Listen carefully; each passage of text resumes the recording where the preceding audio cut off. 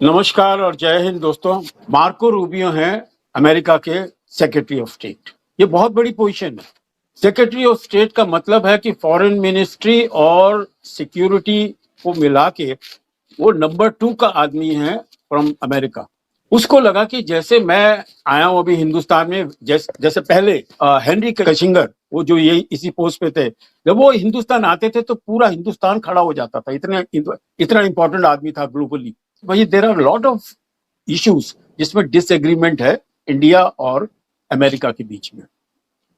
तो वो सारे पॉइंट्स लेके आए और उस पे सोने पे सुहागा इन्होंने ये किया कि पहुंच गए भाई साहब कलकत्ते। क्योंकि सबसे बड़ी कंट्रोवर्शियल चीज हो रही है मदर टेरेसा का जो रूल है कलकत्ते के ऊपर, उसको हिंदुस्तान की गवर्नमेंट किसी न किसी कारणों की वजह से खत्म करना चाह रही थी। तो ये भाई साहब वहां पहुंच गए, लेकिन हिंदुस्तान ने तो अपना अप्रोच उन्होंने पूरा फाइनल करके रखा हुआ है। वो डरने वाले नहीं, अब जो उन्होंने करना है वो तो करेंगे जाके। तो इसीलिए ना तो उनको कोई बहुत बड़ा कोई हमारा ऑफिशियल गया उनको मिलने, जैसे कनाडा के जो प्राइम मिनिस्टर थे ट्रूडो, जो उसके ऊपर बहुत नाराजगी थी हिंदुस्तान की, तो उसी तरह से आज अमेरिका की नाराजगी हमने दिखा दी वाइल वेलकमिंग दिस मैन। वो आए, ठीक है, डिस्कशन चल रही है। वो दिल्ली गए, दिल्ली में प्राइम मिनिस्टर से बात हुई, हमारे बाकी मिनिस्ट्री से बात हो रही है, तो वो डील कर रहे हैं। वो तो आया बेचारा सेल्समैन, वो ट्रम्प दादा तो ऐसे ही है कि भैया is more of a businessman than a statesman. तो वो आया सामान बेचने के लिए, वो कुछ ट्रीटियां करने के लिए। वो हिंदुस्तान वही करेगा जो उसके फेवर में है। हिंदुस्तान अगर प्लेन लेगा तो जब टेक्निकल नॉलेज आएगी हमारे पास, तो टेक्निकल नो हाउ होगी, तभी हम लोग इंटरेस्टेड होंगे। सर, ऐसे ही पैसे दे के महंगे महंगे प्लेन ले जाना हिंदुस्तान के फेवर में नहीं है। तो वो आ गए और बहुत सारे ड्रामे हो रहे हैं। तो हमारे सूद साहब जरा बताइए कि ये जो क्लाइमेक्स एंटी क्लाइमेक्स क्या चल रहा है अपने मार्को रूबियो के आने के बाद। देखिए, मार्को रूबियो इंडिया के अंदर आए कलकत्ता के अंदर, कोई रिसीव करने नहीं गया। उनके जो एम्बेसडर दिल्ली के अंदर गौर, उन्होंने उनको रिसीव किया और उसके बाद ये चले गए जो सेंटर है जहाँ पे कन्वर्शन होती है हिंदूज की क्रिश्चियनिटी के अंदर, वहां चले गए और वहां जाकर के ये दिल्ली वापस आ गए। लेकिन जब यहाँ पे इनका टेन्योर खत्म हो गया, वापस गए, तब भी किसने नहीं पूछा। दिल्ली गए तो दिल्ली से पीएम मोदी से मिले, फॉरेन मिनिस्टर से मिले, एस जयशंकर से मिले, अजीत डोभाल से मिले और उसके बाद ये चले गए जयपुर। जयपुर में गए तो कोई इनको रिसीव करने नहीं किया। उसी तरीके से जब ये चले गए आपके ताजमहल देखने, तो भी किसी ने रिसीव नहीं किया, जैसे आपके ट्रूडो के साथ हुआ था। लेकिन इतना कोल्ड वेलकम क्यों, इतना कोल्ड इनको शोल्डर क्यों किया गया? इससे पहले चाइना गए थे ये, चाइना ने इनको बैन कर दिया था अपनी कंट्री में आने के लिए, तो वहां पे नाम चेंज करके गए, यानी कि मार्को लू करके गए, तभी वहां पे इनको एंट्री मिली, क्योंकि उनके फॉरेन सेक्रेटरी है तो उनको वहां जाना भी जरूरी था। लेकिन आज जिस तरीके से यूएस की इंसल्ट हो रही है पूरे वर्ल्ड के अंदर, उसका जो मेन आदमी रिस्पॉन्सिबल है वो है यूएस का प्रेसिडेंट डोनाल्ड ट्रंप, जिसने सबको गालियां दी। चाइना को गालियां दी कि तुम्हारा तेल रोक दूंगा, इसलिए चाइना नाराज है, बार बार गालियां दी, टैरिफ लगा दूंगा। फिर जो इनके एलाइज है नाटो के अंदर, उनको भी गालियां दी, उनको भी अब्यूसिव लैंग्वेज यूज की, उनसे भी रिलेशन खराब हो गए। इटली ने कहा कि हम तुम्हारे प्लेन को लैंड करने की परमिशन नहीं देंगे, स्पेन ने भी मना कर दिया। उसके बाद ब्रिटेन ने कहा कि जो हमारे जो जहाँ पे बेसिस है वहां पे आपके प्लेन आ नहीं सकेंगे, आपके शिप्स नहीं आ सकेंगे। इसी तरीके से सारी कंट्री ने इनको धतकारा। उसके बाद इंडिया आ गए। एक्चुअली इंडिया आने का कुछ एक पर्पज भी था, कलकत्ता जाने का पर्पज था, क्योंकि इंडिया के अंदर वेस्ट बंगाल में इलेक्शन हुए और यूएस को पूरी उम्मीद थी कि ममता बनर्जी जीतेगी। तो यूएस का एक एजेंडा चल रहा था, प्लान चल रहा था वेस्ट बंगाल को डिस्ट्रॉय करने का, यानी कि पूरा डिस्ट्रॉय करने का हिंदुस्तान को। आपको याद होगा पीएम मोदी एक बार गए थे 31 चाइना के अंदर एसयू मीटिंग अटेंड करने, तो पीएम मोदी को मारने की कोशिश की गई थी यूएस के सीआईए के द्वारा, और रशिया ने उस टाइम पे पीएम मोदी को सेव किया। पुतिन पीएम मोदी के लिए 10 मिनट तक वेट करते रहे कॉरिडोर के अंदर। जब पीएम मोदी आए तो उनको अपनी कार में ले गए, और अगर आज पीएम मोदी न होते तो आज हम वेस्ट बंगाल में इलेक्शन भी ना जीतते, आज हमारा हिंदुस्तान भी न बचता। मार्को रूबियो आए, वो मदर टेरेसा की जगह में गए, वहां पे विजिट करने गए और ये मिलना चाहते थे ममता बनर्जी से, लेकिन ममता बनर्जी हार चुकी थी। उसी टाइम पे जो शुभेंदु अधिकारी हैं उसको सेंटर ने दिल्ली बुला लिया, तो ये ना ममता बनर्जी से मिल सके, ना कोई एजेंडा पूरा कर सके। उसके बाद दिल्ली में आए, बात की इन्होंने, जब सब लीडर से बात की तो ये कहा कि मदर टेरेसा के ऊपर आपने जो एफआईसीआर का ऑब्जेक्शन लगाया, क्योंकि जो फॉरेन एड आती है मदर टेरेसा के ऑर्गेनाइजेशन को, उससे वहां पे कन्वर्शन का काम किया जाता है और बड़े लार्ज स्केल पे किया जाता है।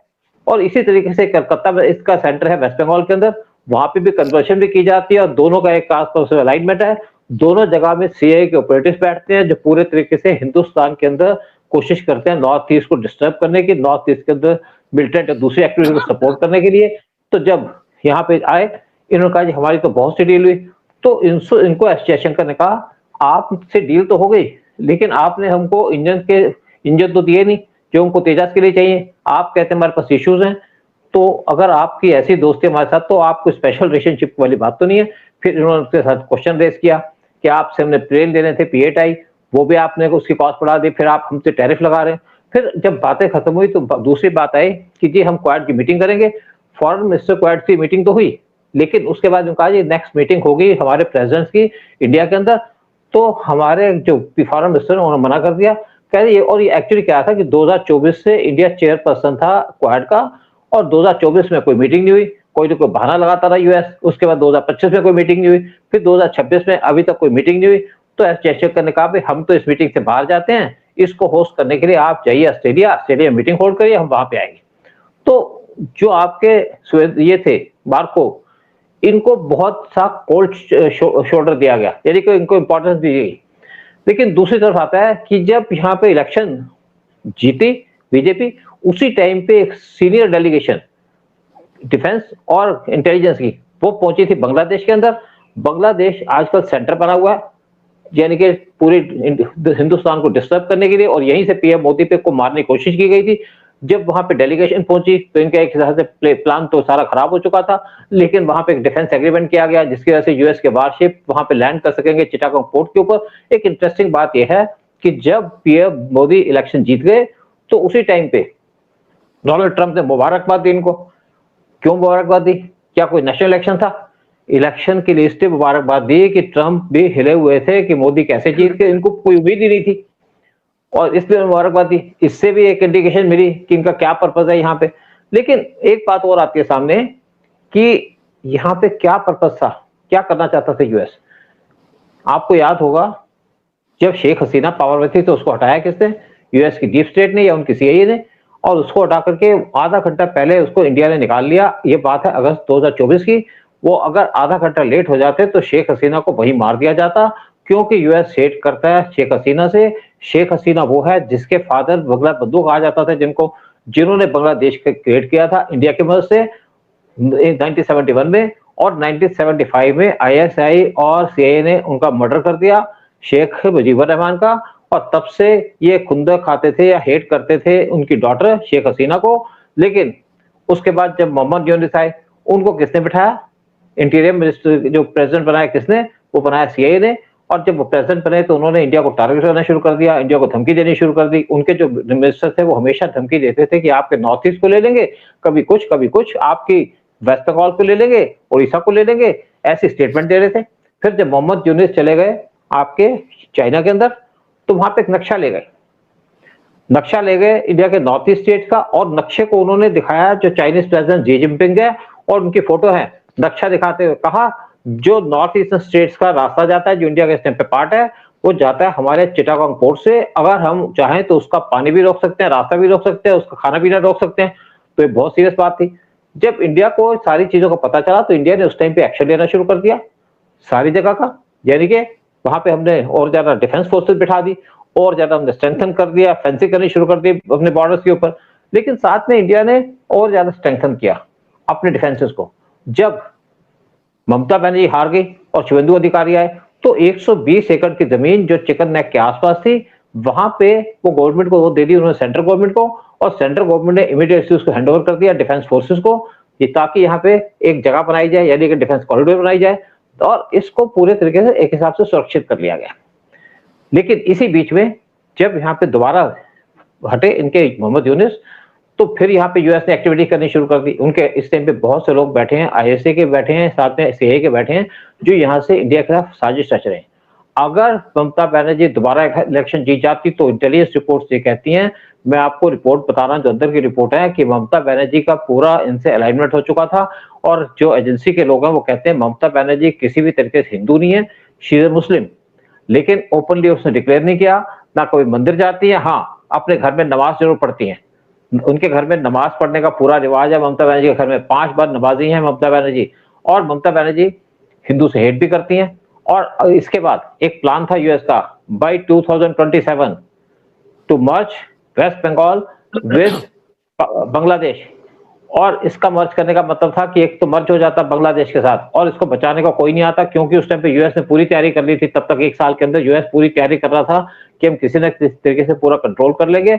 और उसके बाद जो इंडिया का नॉर्थ ईस्ट है उसका रास्ता कट जाता। नॉर्थ ईस्ट का रास्ते कटने का मतलब है कि जो हमारा नॉर्थ ईस्ट है वो बन जाता part of Bangladesh rather than part of India. तो ये सारी की सारी प्लानिंग थी यूएस की।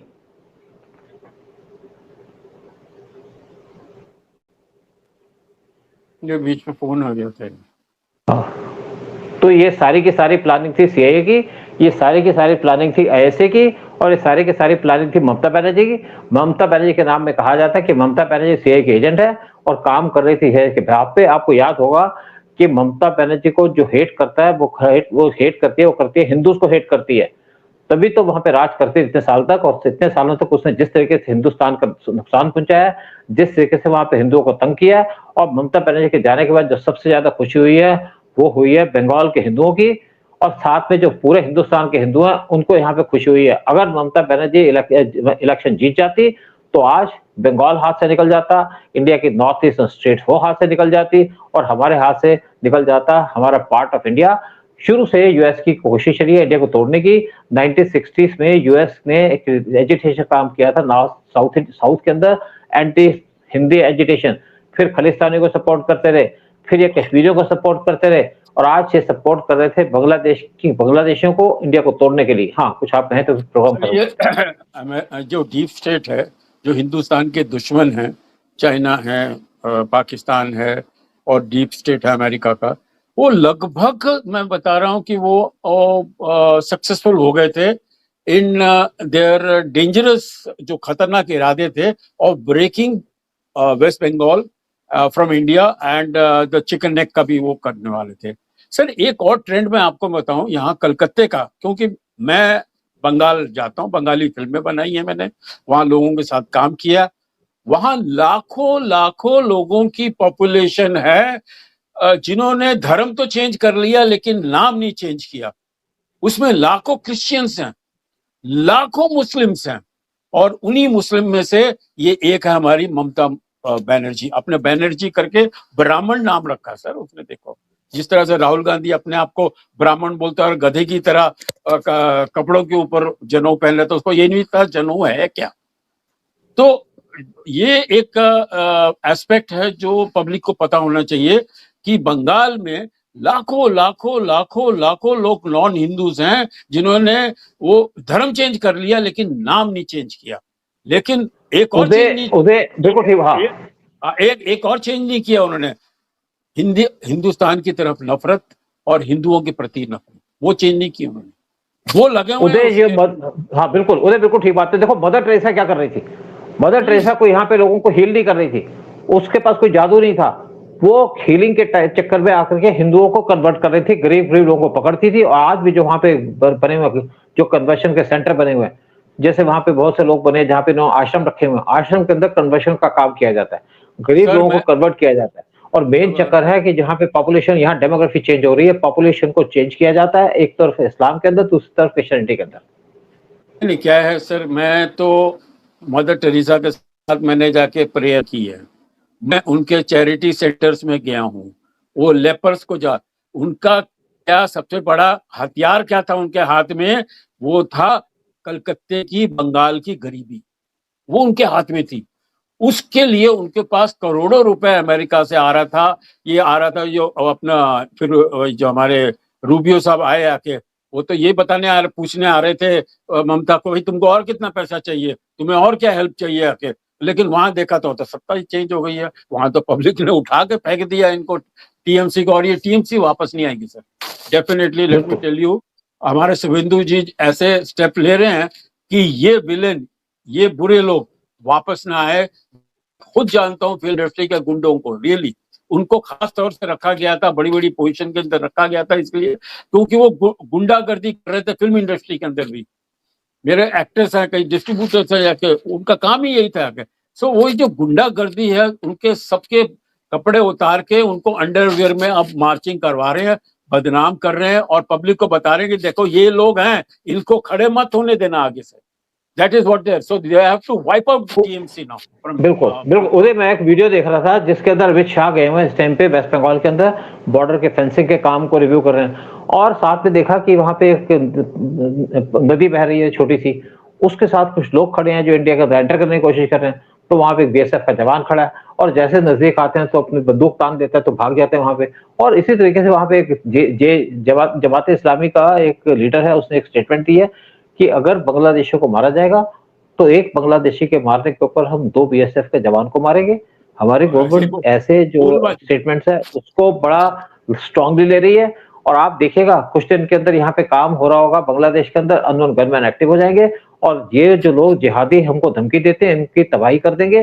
पहले भी 2001 की बात है, शायद जब अटल बिहारी वाजपेयी जब प्राइम मिनिस्टर थे तो उस टाइम पे हमारे कुछ बीएसएफ के जवान 20 के करीब उनको मार दिया था, वो बांग्लादेश के अंदर ले गए और बाद में उनको रिकवर किया गया।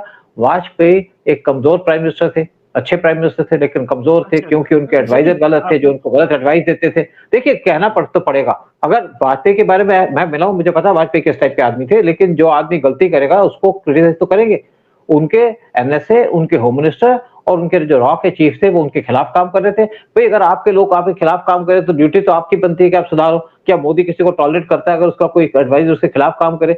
तो इसीलिए वाजपेयी कमजोर हुए, विजन वाले आदमी थे, नेशनलिस्ट थे लेकिन पोएट थे, इसलिए वाजपेयी तो मार खा गए। अब हमारी गद्दी के ऊपर कोई पोएट नहीं बैठा, एक ऐसा आदमी बैठा है जिसने जमीन से काम किया है, उसको पता कि देश को कैसे चलाना है। उसी तरीके से शुभेंदु अधिकारी उस टाइप के हैं जिन्होंने सफर भी किया है, जिन्होंने देखा भी है। और ये वो लोग हैं, चाहे मोदी हो, चाहे योगी हो, चाहे शुभेंदु हो, जिन्होंने शादी नहीं की। शादी इसलिए नहीं की, देश की सेवा करना चाहते, पैसे खाने के लिए शादी नहीं की, ये देश की सेवा करना चाहते हैं। और आज जो शुभेंदु अधिकारी का जो सपना है वो है बंगाल की सुरक्षा, बंगाल की डेवलपमेंट और बंगाल के लोगों का भरोसा जीतना, उसी पे काम कर रहे हैं।